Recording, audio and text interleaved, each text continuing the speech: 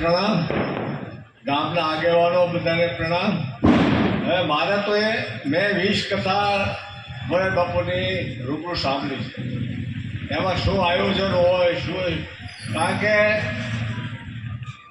એને ઉતારા બધાને આપવાના, એમાં બધાને બોટાદના, આપણે બોટાદથી માંડીને છે આમ તો આપણા સૌરાષ્ટ્રમાં બહુ આવશે આ વખતે માણસો, કારણ ગુજરાતી છે ને એટલે, અને મહારાષ્ટ્રના પણ આવશે 25 જણાના હાથું। એ રીતે બ્રહ્માણી માએ બધી સગવડ પટેલ સમાજની મોટા મોટી વાળી સરોસામાં હોય, કારણ કે લોકપાતીવાળા કાંઈ બધા 2 માણસ સાચી નહીં શકે, એવું હું તમને ગેરંટી કરું છું। એટલે આપણે બહાર ગામે એના માટે ઉઠાવવો પડશે। એમાં કોળી સમાજની વાડી છે, ક્ષત્રિય સમાજની વાડી છે, બ્રહ્મ સમાજની વાડી છે, તો એ લોકોના હોદ્દેદારોને જવાબદારી સંભાળવાની છે।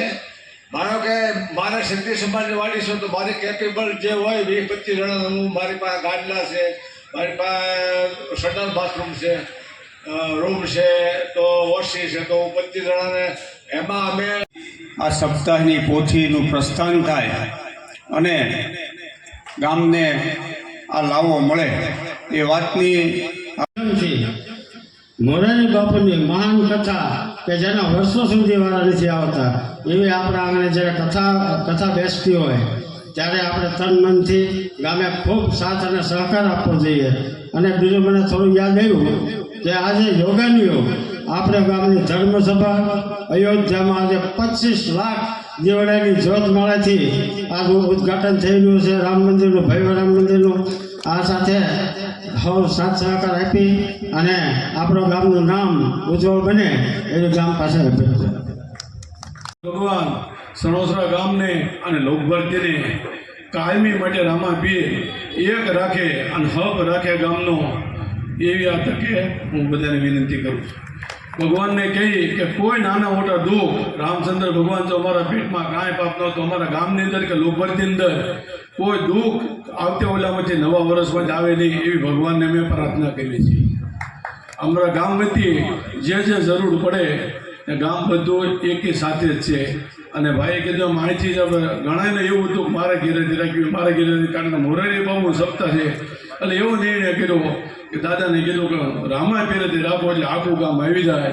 અને અમારી એવી ઈચ્છા છે કે આખું ગામ શણગારવું, મોરારી બાપુને વાત્ય કરતે લેવી, આ બધું સણોસરા લોકભરતીની બેયની ભેગી છે। સારું કાર્ય થાય હંમેશા સણોસરા ગામ એને સપોર્ટ જ કર્યો છે।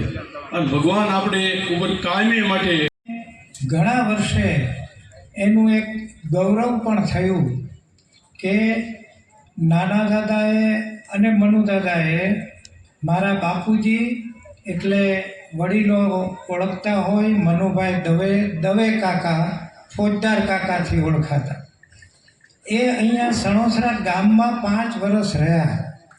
એ દરમિયાન એમણે તો કામ કર્યું, પણ મારી બાએ બહુ સરસ કામ કર્યું। અને હજુ સુધી એવું સણોસરા ગામમાં પણ નથી બન્યું કે મારી બાએ સણોસરા ગામની જુવાન દીકરીઓને દર વર્ષે બહુ મોટા પ્રવાસ કરાવેલા, અને જો મને બોલાવ્યો હોય તો હું અચૂક આવું। એનું એક કારણ એ છે કે મારા તદ્દન નાનપણના, હજુ હું ચાલતા પણ નહોતો શીખ્યો, એ મારા 5 વર્ષ એ સણોસરા ગામની અંદર વીત્યા છે।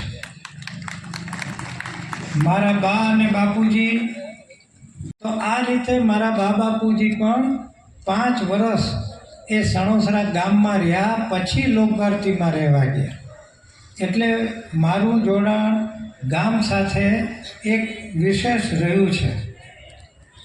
બીજું, આપ સૌ જરાક યાદ કરો કે 70 વર્ષ પહેલાં લોકભારતીની જે સ્થાપના થઈ એ અહીં સણોસરા ગામની ધર્મશાળામાં થયેલી છે। આપણો ડાક બંગલો અને ધર્મશાળા એ 2 જગ્યાએ લોકભારતીની શરૂઆત થયેલી। અને એક બહુ આનંદની વાત છે, ગામ લોકભરતી કાલે દિવાળી છે, અને જેમ રામ ભગવાન અયોધ્યામાંથી પાછા આવ્યા અને દિવાળીના છે ફટાક્યા માહોલ બન્યો એવો સણોસરા ગામમાં અત્યારે માહોલ બન્યો છે. એ આપણે લાવવાવાળા અને માહોલ બનાવવા સપ્તાહ બિહાર મોરારી બાપુની સપ્તાહ સણોસરામાં લેવા આપણે એનો આભાર કાયમી કાયમીની ઋણી રહીશું. પછી ભગવાનને કહીએ છીએ આપણે રામચંદ્ર ભગવાનને આવતીકાલે છેલ્લો દિવસ અને સંસ્થા જે સહકાર માંગે સ્વયંસેવકોથી માંડી અને ત્યાંની જે કાંઈ પણ વ્યવસ્થા એની અંદર આપણે સૌ જોડાઈએ અને ગામનો એક સારો માહોલ બને